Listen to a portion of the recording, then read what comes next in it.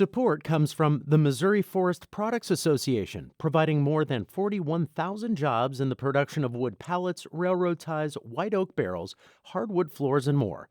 Details at choosewood.com. From the St. Louis Public Radio Newsroom, this is The Gateway. It's Thursday, May 16th. I'm Wayne Pratt.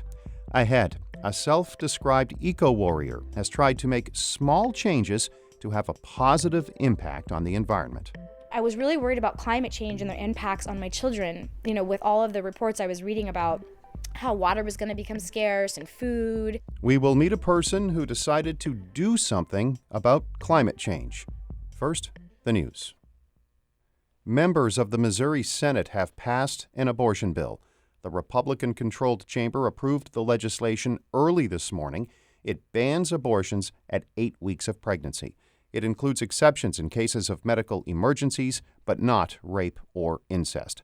Before this morning's approval, Governor Mike Parson urged senators to take an up or down vote on the legislation. Don't lose your commitment to protecting life, because until the day that we no longer have abortions in this country, I will never waver in the fight for life.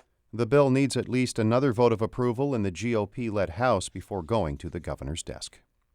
St. Louis County government and several other entities will be the subject of a state audit.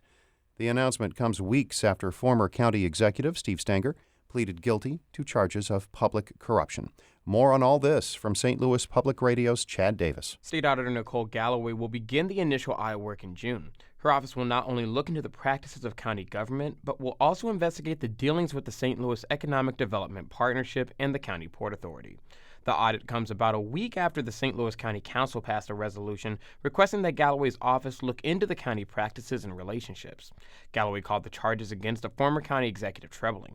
While the time frame of the audit is currently unknown, she says her office will conduct a thorough investigation of the county's relationships and practices. We will make recommendations to improve internal processes to ensure these types of abuses cannot happen again. Galloway says if more possible criminal violations are found, the information will be turned over to the appropriate authorities. I'm Chad Davis, St. Louis Public Radio. St. Louis officials are still receiving a high number of reports about illegally dumped trash in the Dutchtown neighborhood. It has excessive amounts of construction debris and other trash dumped in its alleys and vacant lots. The city says complaints from Dutchtown residents have increased by more than 20% since 2015. Maisha Johnson is an organizer who works at the Dutchtown South Community Organization. If we don't do anything about it, what will become of it? We love where we live, so we get out and clean it up. But we also need for the partnership with the city to get more waste services. The group wants harsher penalties for illegal dumping. A tough loss for the St. Louis Blues. They dropped a 5-4 decision to San Jose in overtime last night. The Sharks now lead that best-of-7 National Hockey League Western Conference Final 2-1.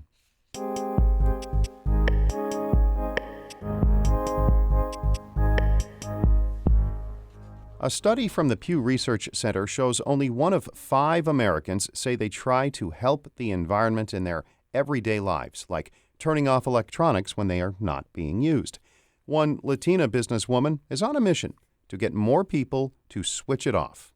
Sharing America's Vanessa De La Torre has more. Good to see you. You too. Come on, we'll meet over here. All right.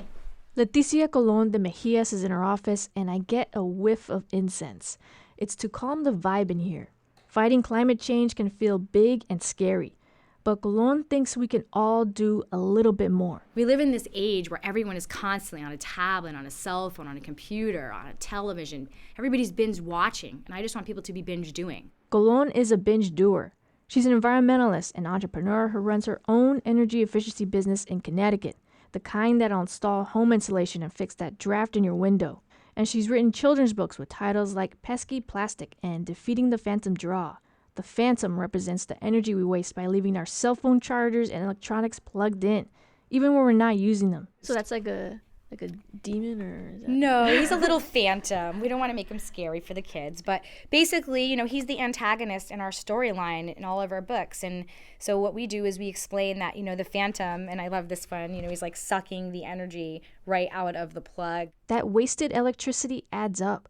Researchers say anywhere from 10 to 23% of the energy we use in our homes is that phantom load. Colon used to be in the healthcare industry. Then just over a decade ago, she started fixating on the environment and the consequences of our consumption. She saw it as a health issue. I was really worried about climate change and their impacts on my children. With all of the reports I was reading about how water was going to become scarce and food. Colon decided to put solar panels on the roof of her 1850s home. It wasn't easy since she lives in a historic district outside of Hartford. Around the same time, I had my kids and I give up television, like cold turkey. We quit TV. What was that like? It was insane. It was crazy. They were attacking each other. It was crazy because they were used to coming home from school like most kids and turning on the television. She had 4 kids and is now a mother of 7. But from that chaos of getting rid of the TV, she says Green Eco Warriors was born. Her nonprofit teaches kids to switch it off and stop feeding wasted electricity to the phantom. I said to my husband, I'm not going back on my decision to get rid of the TV, so we have to find something to do with our kids. Her family started filming educational videos in their backyard on ways people could help save the planet. Years later, all the environmentalists around here know Leticia Colon de Mejias. She organized a climate action rally in Hartford recently where I talked to Lori Brown, head of the Connecticut League of Conservation Voters. Leticia is a force of nature. She's absolutely someone who has kept the drumbeat going around energy efficiency when everyone else really kind of gave up. And it's not so much that they gave up, Brown clarifies. A lot of advocates kept talking about renewable energy like solar and wind, but that can be expensive and out of reach for lower income families. With Colon, she kept saying, no, the best energy, the cleanest, cheapest energy is the energy you don't use, that don't create. And politicians know Colon. Thank you, Leticia. The rally was outside the Connecticut State Capitol. This is State Representative Jonathan Steinberg. But I have to say a special shout out to Leticia. She's my superhero.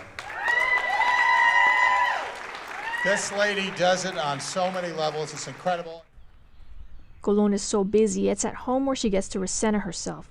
She invited me over before the rally. Colon says she thinks often about her legacy. She's 42 now, but says she doesn't know how much time she has left.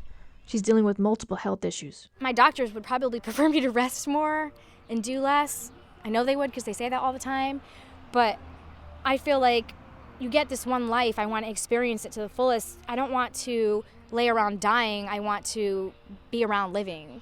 So when she talks about binge doing instead of binge watching, Colon hopes she'll inspire some folks to take her up on it, and maybe start by unplugging their cell phone charger when it's not being used. This is Vanessa de la Torre from Connecticut Public Radio and Sharing America.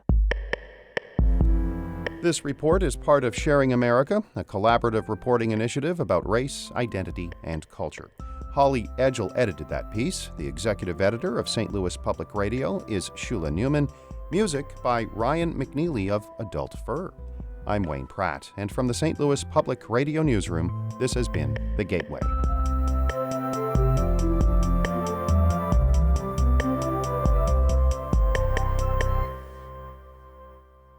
Support comes from the Missouri Forest Products Association, committed to conservation and careful management of the state's forests to make them more resilient and better habitats for wildlife. ChooseWood.com.